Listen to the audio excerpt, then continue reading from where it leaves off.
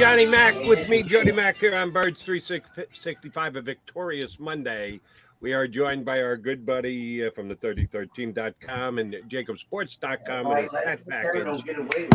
We got somebody, who the hell's talking in the background? You got company there, Domo, that we don't know about? Barry, you got somebody behind your screen there? No, that was the wife. Okay.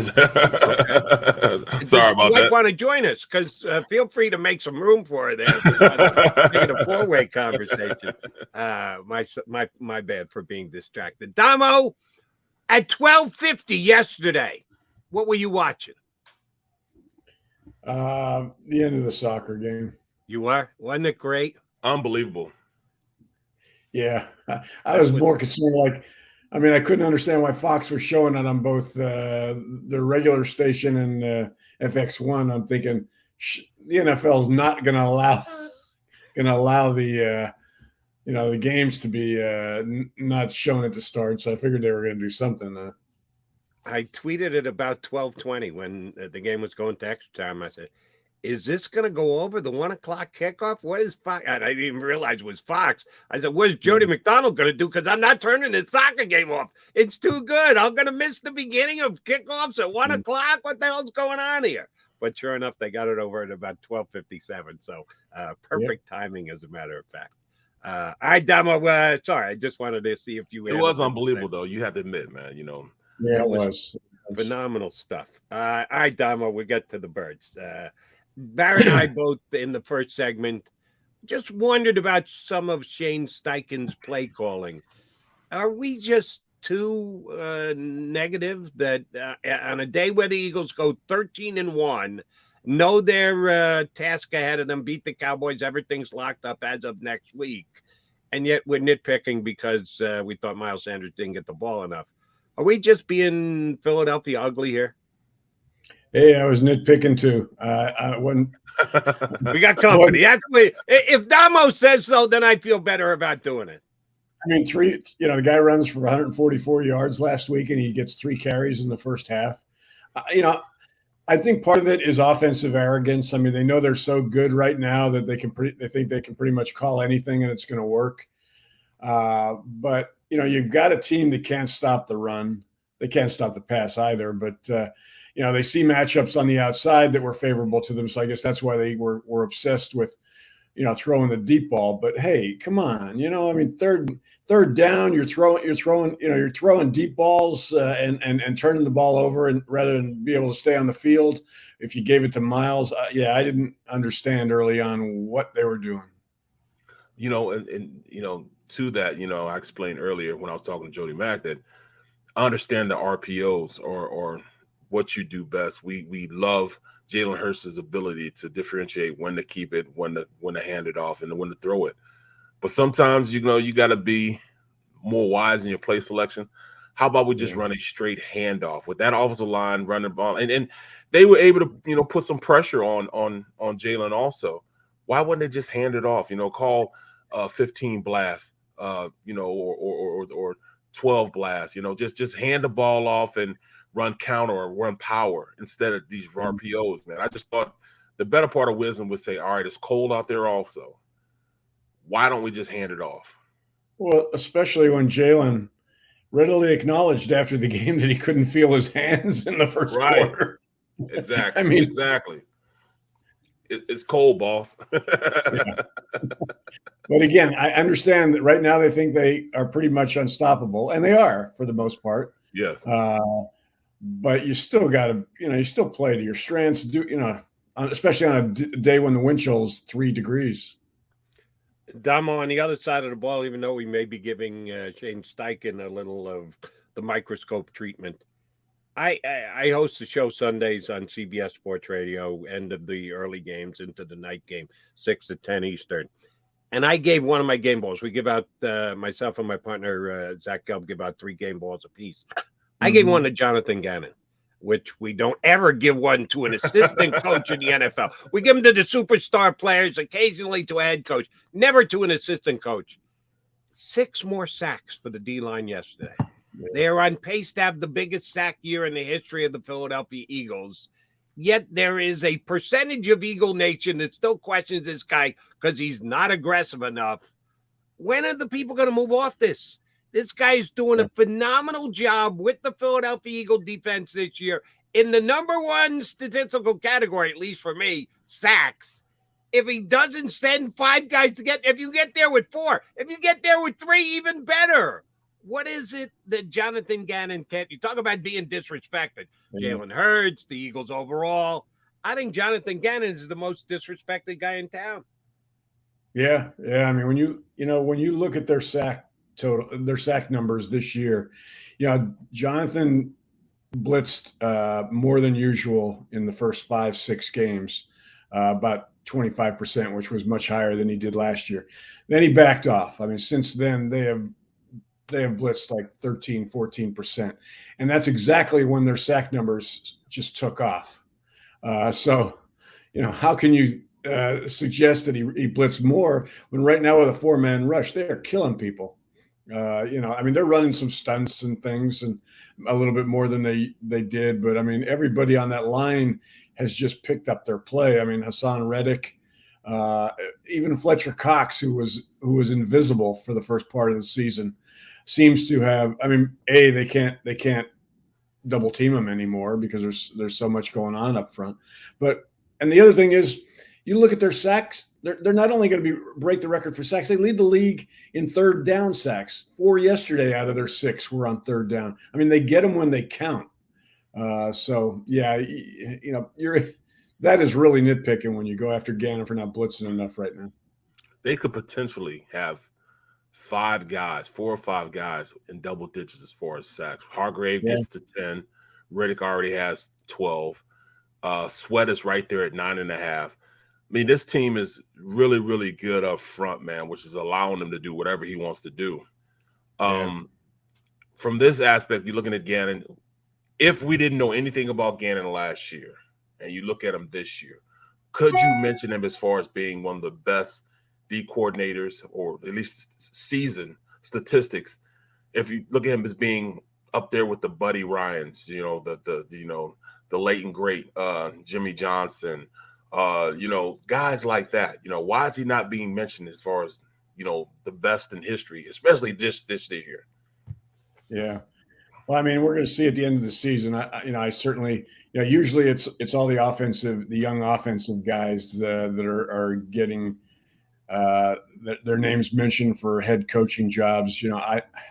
I think both he and D'Amico Ryans are from San Francisco are going to be probably slam dunks for head coaching jobs, depending on how many open. Enter Shane Steichen also in that mix. Yeah. Which it's going to be interesting because that's when you find out about a head coach, and he's obviously planned for this. He knew these guys probably wouldn't be here a long time. So I mean, Nick's got he knows who he wants or would go after if it's somebody outside of his staff if he loses those 2 guys. So we saw late in Andy Reid's career here, when he lost. When he had problems with on defense with finding a defensive coordinator, brings in switches Juan Castillo over from the offensive line. I mean, sometimes things kind of implode for you. So that'll be a big moment for Nick when he has to replace those guys. I'm a couple guys I thought we were going to see yesterday, and we didn't see either one. Not that it was a significant drop-off because Eagles won the game anyway. But Dallas Goedert, most everybody thought when they opened up his practice window that meant he was going to play. Ended up not being the case, not active. And they signed Anthony Harris during the week with Blankenship out, and everyone thought he'd be plug and play and right into the lineup. And it wasn't. They stuck with Kayvon Wallace at safety. Were you surprised either or both of those guys not in the lineup yesterday? Well, I was a little bit more surprised with Goddard because, I mean, Dallas kind of indicated he's been good for a while. I mean, he's been complaining that why did they even put me on IR? I could have played weeks ago. So, I assumed he was going to play. That surprised me. I mean, Blankenship with a knee, you're playing Chicago. I know you're down on, the numbers are bad at safety right now, but I think they still wanted to give him a week to heal. And with Dallas, I guess, I don't know. I guess they figured the same same thing. They figured they could get through Chicago. Why not give him another week to be completely healed and give that shoulder a chance to be 100% if it's only 98? I don't know. It's the only thing I can figure out. Well, I think this game was, I'm not gonna lie. I really think that when you look at this team, they've done a great job of putting guys in when they're healthy. I think they kind of rushed the big fella in. They rushed Davis back because they needed him for that game, especially since it was, going against King Henry.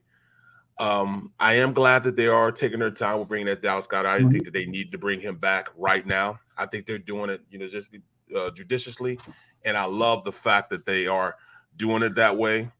But when you look at, Kayvon Wallace, this is a game that was custom made for his skill set. He's not a good coverage guy, but he's pretty good in the box. He's a box safety. So I was like, okay, they don't need Harris either at this point because Kayvon can play in the box. He can come up and make tackles. And I thought he had an excellent game. He balled his butt out in this game. So I think it was a good call for them not to activate a guy that still may be hurt. But Kayvon Wallace, we got to give him his kudos. It was a game made for him. He can come up and make plays. He had to cover, fill in the run. I thought he did well.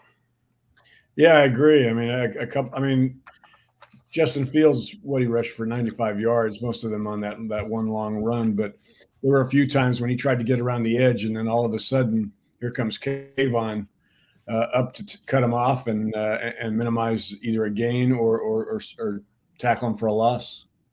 Yeah, 7 tackles. That's pretty good. Kayvon good on Kayvon, but you mentioned the one Fields run for 39 yards, 95. That's still a couple more yards on top of it. How impressed were you with the Chicago quarterback?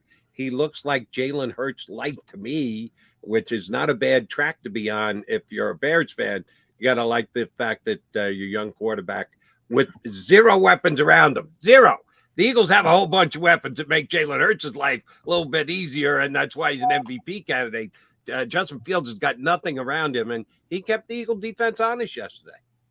Yeah, I mean, as a runner, he's a combination of Lamar and Jalen. I mean, he's got Jalen's strength, but he's got Lamar's make me miss ability. So I mean, he's a tough out. He's still got a ways to go as a passer. I mean, granted, he has nobody to throw to. I understand that, but it's still he's where Jalen was at the beginning of last year. And so I think it certainly will come because they've got good coaching there. And when the light does go on for him as a passer, and they do get him some weapons like the Eagles got Jalen, he's going to be dangerous. Yeah, I want to thank William Gilman. We understand. That's why we're just discussing now. We appreciate that. That what you just did for us. But when you look at how this team is constructed going into, understand this is Dallas week. I didn't in any way think that they were looking past this Bears team. Hence, that's why, Jalen Hurts reacted the way he reacted when he talked about, all right, look, I told you guys this team was a better team, that we need to talk about their defense. They were a good defense. This team was somebody we couldn't sleep on. That's why I'm always making sure that the 2 times we tried to look past it as media, these teams have played great ball against us. That to me, that kind of, I never known Jalen to take a shot like that. What do you think that was all about? Well, I mean, you look at a team like Chicago, 7 of their 11 games, 7 of their 11 losses, I think, have been by 1 score or less, including Sunday. Yep. You watch the film, they're better than that record. You saw how their defensive line held their own against the Eagles' offensive line yesterday. And yet, it's only natural, Barrett, this as a player, to still look at their record especially when you got Dallas coming up and it's 3 degrees out and you're on the road. Just not be all there mentally or physically. So, I understand, and Jalen's the one guy that doesn't take that attitude, never will. I don't think he'll ever allow it to happen. So I can understand why he was a little bit miffed that they weren't playing, up to the way they're capable of. Even his second interception. I mean, that was, he he gets the blame for that. But I mean, Quez did not come across the safety's face on that pass. It shouldn't have been intercepted. It should have been a completion. I'm sure he had a talk with Watkins about that. They just, it took a while for them. Even at the end, they were just playing well enough to win. I mean, they were never, whether it was Dallas, whether it was the temperatures, I don't know. But I think you'll see a better team this week against Dallas. All right. Speaking of Dallas, the Eagles finally did wrap the game up. Big third down completion to be able to run out the clock. Nice job by Jalen and AJ there. It gave everybody here in the Delaware Valley the chance to flip over and watch the end of the Cowboy game in overtime, where, oh, by the way, kudos to the NFL. They did the review thing. Cowboys could have won yesterday. The referees made a bad call. Ingram got the football out of bounds before he went down. They would have had to use their last timeout, which would not have allowed them to complete a pass in the field of play to set up for the game-tying field goal to get it to overtime. The Cowboys lose. They lose to Jacksonville on the road. Dougie P, as Barrett pointed out, a little Christmas present for his ex-organization. Big picture. How did the Cowboys lose that game? If they think they really are truly a Super Bowl contender, the Eagles yesterday had to work really hard to beat the Bears. They beat the Bears. The Cowboys had to work really hard, and they choked it up against the Jaguars. Are the Cowboys frauds? Not a fraud, but, well, first of all, Jacksonville's a lot better than Chicago. I mean, Trevor Lawrence right now is playing as well as any quarterback in the NFL. I think over the last 6 games, he's got like a 111 passer rating, 15 touchdown passes, 1 interception. I mean, the light has clearly gone on for him. He's gone from hell to heaven with Urban Meyer to Doug Peterson. So, I mean, I think that's a team on the rise. I think next year they're going to be a playoff team. So that's why I'm reluctant to call the Cowboys frauds. The Cowboys aren't as good as a lot of people think. They've got inconsistencies that I can't understand. Dak Prescott is not playing as well this year as I don't know whether it's because he doesn't, because they don't have one more wide receiver. I don't know, but I'm not going to blame totally that interception on him, but they're just not playing as well as they're capable of, as well as their talent dictates they should, whether it's coaching, whether it's whatever, I don't know. But so I'm not going to call them frauds. They're a playoff team. They're probably the, 3rd, 4th best team in the NFC. So, I mean, they're going to probably make it to the divisional round. But, they're certainly, they're certainly beatable on Sunday. Yeah, we'll beat them on Sunday. But I just think you just don't look past one. You don't look past one team to play another team. And I think they got caught up in the mix a little bit, but going into this game, this will be probably the most watched game in this year in the NFL, bar none. This is playoff football we're about to enter into. And I think we're going to get the best from both teams. Do you think that, the Eagles are the best team in the NFL right now? Or, do we have something to worry about when it comes to Dallas? I mean, I know it's a division opponent, but are they really as good as what they think they are? Yeah. No, I mean, right now they're the best team in the league, Barrett.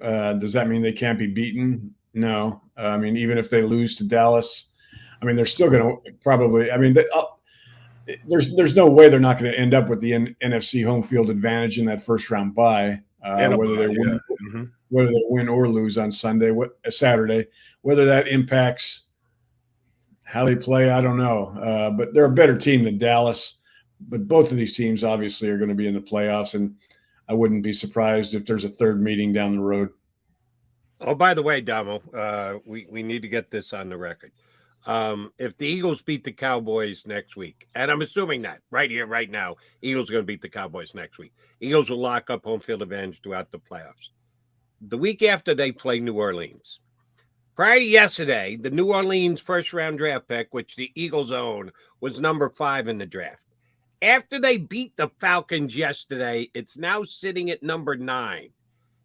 And I think the Saints actually have a legitimate shot to make the playoffs. They're an awful football team, but they could make the playoffs because Tampa gets beat last night. They're only 1 game behind the Bucs in that lousy NFC South. So the week after the Cowboy game, the Saints come to Philadelphia. And we've seen the Eagles just last year when they've got nothing really to play for. They go with the JV and they protect all their starters and they take them all off the field. Will they do that against the Saints 2 weeks from now? If, and I know it's a tough position, very strong one, they beat the Cowboys next week. How are they going to handle the week after against the Saints? Saints game, you can't sit your starters for 2 weeks. So, I mean, I think that last week it'll be 3. 3 weeks because you got the bye week in there too. That's true. Yeah. So, but I mean, we saw this dilemma with Andy back in was it 2004? And he kind of. I mean, I think we'll see them play their starters against New Orleans under that scenario. Might be a little quicker to take them out depending on what the score is, but I don't think you can just say take the week off, 2 weeks, in both of your last 2 regular season games, because then as you risk, you run the risk of a team that's suddenly got rust on it when it gets after the bye week in the playoffs finally plays a game. I just think at this point, we can't rest people that early. Right. But there's already a precedent being set. There's already precedents last year where they did rest people. We rested against Dallas last year. I mean, why? I mean, I couldn't. It just got up under my skin that we rested people against Dallas. I don't care how good we are when they swept us last year. This game, they win this game going into it. I can't see them doing it. I just can't see them doing it. I can't see them resting the team. But it's just tough for me to think that they would, because you can't leave Jalen Hurts out. They're gonna get ready for it, big guy. Well, they have shown us through their actions the last year and change that they prioritize health and protecting their players more than they do what quote unquote is the right thing to do. But if you rest Jalen, if you rest the offensive line, you got to rest Jalen, because you can't have the second team out there with Jalen. Then that transfers, all right, then to who you put in receiver. It goes, who you put in a tight end. Does this? I don't know. I mean, defensively, Gannon didn't. Gannon played a lot of his guys. Do you really think Gannon will also do the same thing? No, I think guys sorry, Damo, go ahead. It's an interesting question, though. I mean, I don't know. We've seen, you're right about Jody. You mentioned, I mean, already the way Nick has handled this training camp, everything. I mean, he is health first. We want a team that lines up in week 1 healthy. That's above all. Yet, and I understand he will try to find ways to rest his people during if they have 2 meaningless weeks plus a playoff bye week. But you can't just put them in a hermetically sealed jar and play your backups, because then you're going to play in that. You're finally going to get ready to play a playoff game, and you're going to come out and everybody's going to be rusty. I could see him doing things like barely playing Jason Kelsey, barely playing some people that might have some nicks and bruises. But like Barrett said, you can't sit Jalen for 2 weeks. I mean, you just don't do that with a quarterback. 3 weeks. I mean, I realize they get some reps in practice, but not very, nothing that. So it'll be interesting. It's good. It's a nice problem for a coach to have. But I think against New Orleans, especially considering the factor that they need to beat New Orleans, not because it means anything regarding the playoffs, but because it helps their playoff position, or it helps their draft position. They'll want to win that game without risking the health of too many people. I'll give you a prime example of what I think we'll see. Josh Jobe will be playing more than big play Slay. Just saying that Josh Jobe will get more run than the Eagles Pro Bowl cornerback. I need your analysis on this, Damo, because I got a call last night on my CBS show about it. It was a frustrated Cowboy fan with yesterday's loss, blaming it on Dak Prescott, saying the Cowboys need to move on. Dak will, quote unquote, never take us to a Super Bowl. I told him I thought that was blatantly unfair. I don't think they lost the game yesterday because of Dak. He's not a top 2-3 quarterback in the league, but he's a well above average quarterback. Next week is a key game for a lot of different people, including Dak Prescott, because we get some people here on the stream that point out, Cowboy fans, that Dak hasn't lost to Jalen Hurts yet. Well, they're going mano a mano next week. What kind of quarterback is Dak Prescott? Good, but not great. I mean, you're right. He's not. I don't think he's a top 5 quarterback, but I think he's good enough to, you have the pieces around him. You can go deep into the playoffs, maybe even win a Super Bowl. Certainly, that wouldn't, like, if I'm Jerry Jones, I wouldn't start thinking I got to find a replacement. He's not having a great season for whatever reason. Now especially now, I don't understand. Their running game is finally starting to be productive, and yet Dak's putting up decent numbers, but he's turning the ball over too much. I think, one thing about Dak, and I don't know if he's, Dak can run, but we're not seeing him do it much. He's had some injuries in his career, which is probably, kind of contributed to that. We saw that with Carson. Carson was never the same quarterback after the ACL. Because his running was part of what made him special in 2017 as a rookie in 2016.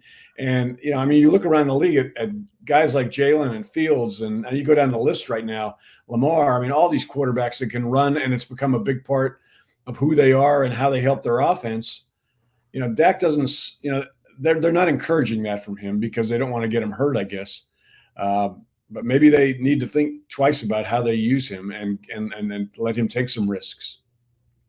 You think they can seed this game? From a health standpoint, Dallas, they're already slotted, as a team that they can't win the division. You know what I mean?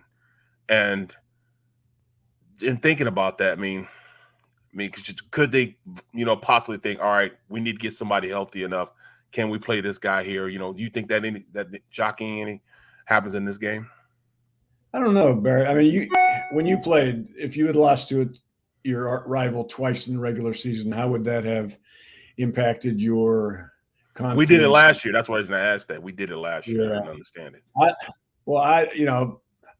I can't see them taking that attitude. I think they want to win this game Saturday night. I just can't see them.